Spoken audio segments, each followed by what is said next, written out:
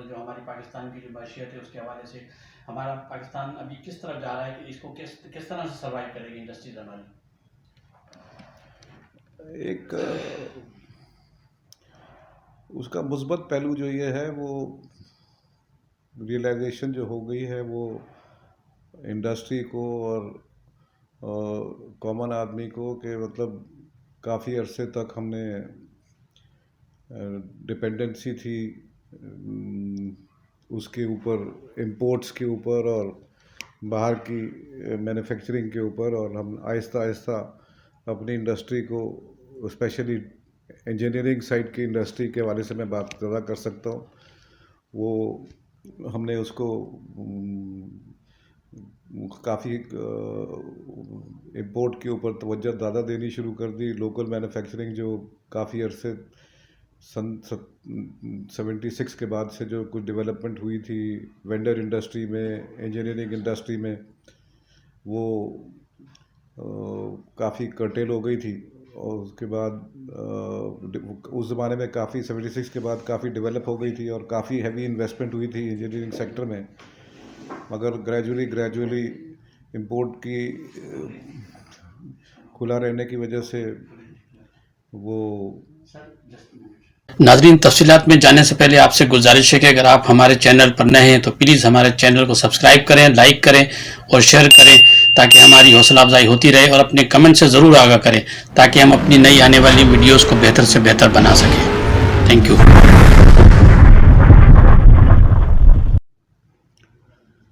जो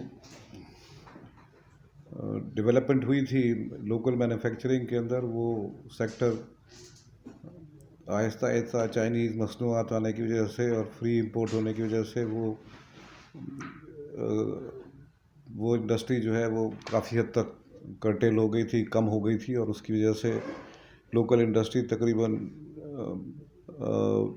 बंद होने के नहज पे पहुंच गई थी।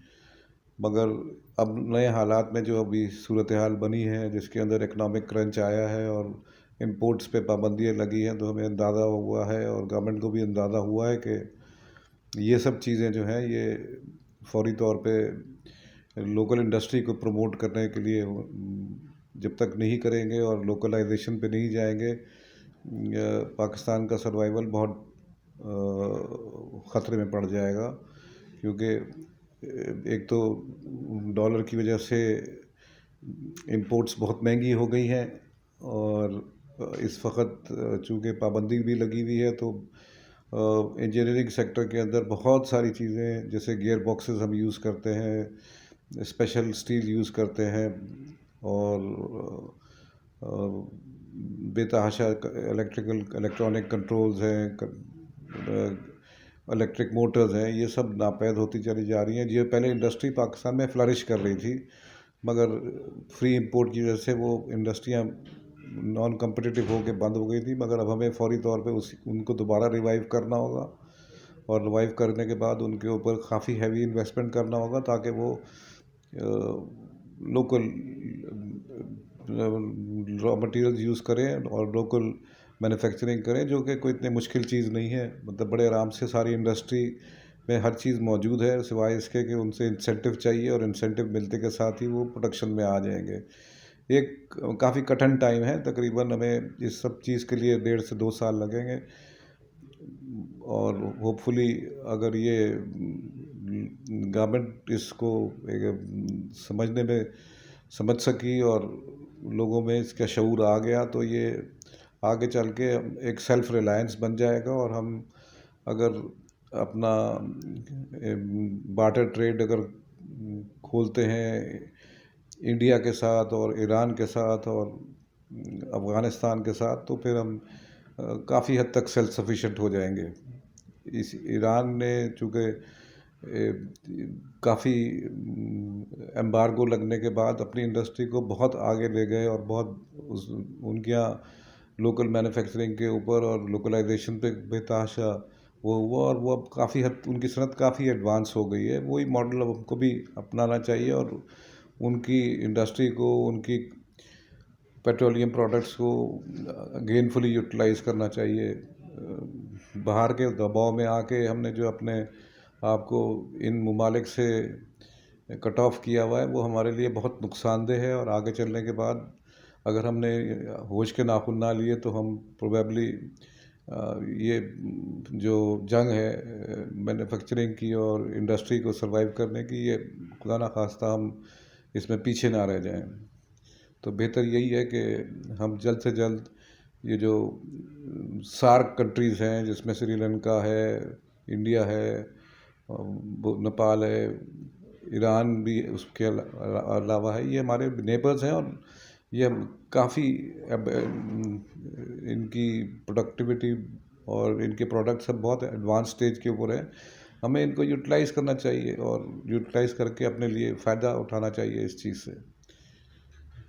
अच्छा सर, अभी जो डॉलर की सिचुएशन है उसके हवाले से इंडस्ट्री काफ़ी मुतासिर हो रही है। आप देखें कि इंपोर्ट इंडस्ट्री तो बिल्कुल ही जो है तबाही के दहाने पर है, कोई चीज़ इंपोर्ट नहीं हो रही है, कुछ नहीं हो रही है। उसके अलावा आप देखें टेक्सटाइल इंडस्ट्रीज़ है वो बंद हो चुकी है और हमारी इंडस्ट्रीज़ काफ़ी इफेक्ट हो रही है। तो उसके हवाले से आप एज ए इंडस्ट्रियलिस्ट क्या सजेशन देना चाहेंगे गवर्नमेंट को, क्या गवर्नमेंट को स्टेप लेने चाहिए ताकि इंडस्ट्री जो है सर्वाइव कर सके? देखिए, इसमें सारी चीज़ जो है, जैसे हमारी टेक्सटाइल इंडस्ट्री है, हमारा बहुत एक बहरान आया है 2022 के फ्लड्स की शक्ल में, उसने हमें काफ़ी सेटबैक दिया। मगर उसका मुस्बत पहलू ये है कि जो लैंड है वो दोबारा से एनरिच हो गई है और अगले साल होपफुली अल्लाह ताला ने चाहा तो बहुत बम्पर क्रॉप एक्सपेक्टेड है।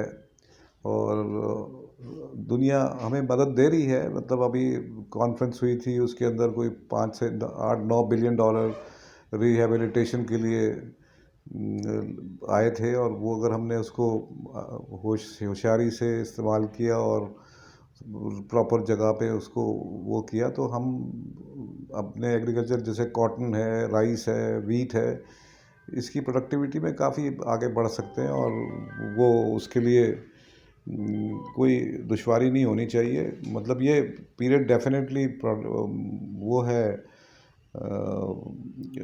डॉलर की पैरिटी की वजह से और डॉलर रूपी पैरिटी की हम ख़राब होने की वजह से हम को कुछ हद तक बर्दाश्त करना होगा। मगर ये एक पूरी कौम के ऊपर एक कठिन वक्त है।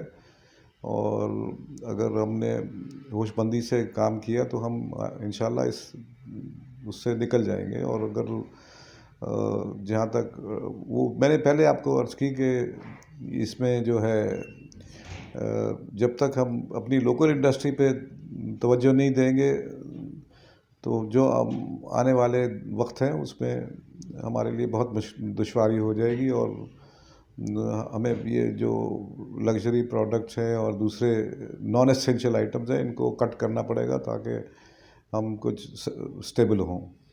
अच्छा सर, अभी जो आप देख रहे हैं कि जो अनस्टेबिलिटी है पॉलिटिकल सिचुएशन में, तो उसका क्या रोल है एक इकोनॉमी स्टेबिलिटी के लिए? तो आप समझते हैं कि जो अनस्टेबिलिटी है पॉलिटिकल, वो भी इफेक्ट कर रही है हमारी जो इकोनॉमी को?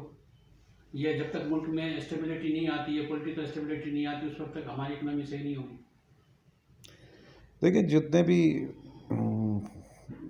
प्राइम मिनिस्टर्स गुजरे हैं और मौजूदा भी हैं, इन सबको इस बात की बहुत अवेयरनेस हो गई है कि ये जो हमारे यहाँ मिलिटराइजेशन होती है और इसके ऊपर डिफेंस स्पेंडिंग होती है और बेदरेह होती है, इसको हमें किसी हद तक कंटेन करना चाहिए। और उसकी वजह से वो जो है मिलिट्री इंटरफेरेंस होने की वजह से पॉलिटिकल सेटअप भी डैमेज होता है। जो अच्छी लीडरशिप है वो सामने नहीं आती। इस वक्त का माहौल ऐसा बन गया है कि कोई शरीफ आदमी पॉलिटिक्स के अंदर आएगा तो अपनी आखिरत ख़राब करेगा। जो मीडिया का एटीट्यूड है, जो पब्लिक का एटीट्यूड है, उसमें हमारे जो अच्छे पॉलिटिशियंस हैं वो बेचारे एक हद तक अपने आप को उन्होंने विड्रॉ कर लिया इस सिनारियो के अंदर। और उसकी बड़ी वजह जो है वो ये कि जब ब्यूरोक्रेसी और जो इदारे हैं जो सिविलियन लाइफ के अंदर इंटरफेयर करते हैं, उसकी वजह से बहुत सीरियस प्रॉब्लम्स खड़े हो गए हैं। और जो अच्छी लीडरशिप है वो बैकग्राउंड में चली गई है, और जो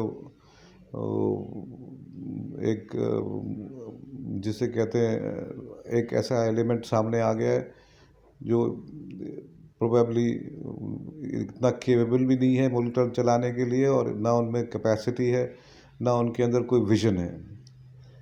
विजन इसलिए नहीं है कि सब जितने भी इस वक्त हैं उन्होंने सब ने अपने अपने जो मफादात हैं वो बाहर के मुल्कों के साथ अटैच कर लिए हैं, तो उनकी फेथफुलनेस कुछ डाउटफुल हो गई है पाकिस्तान के हवाले से। पाकिस्तान को अब आगे वही लोग ले जा सकते हैं जो इस मुल्क के अंदर जिनका जीना मरना यहाँ से है। जो बाहर के मुल्क में जाने के आबाद होने के चक्कर में है वो इसको आगे नहीं ले जा सकते।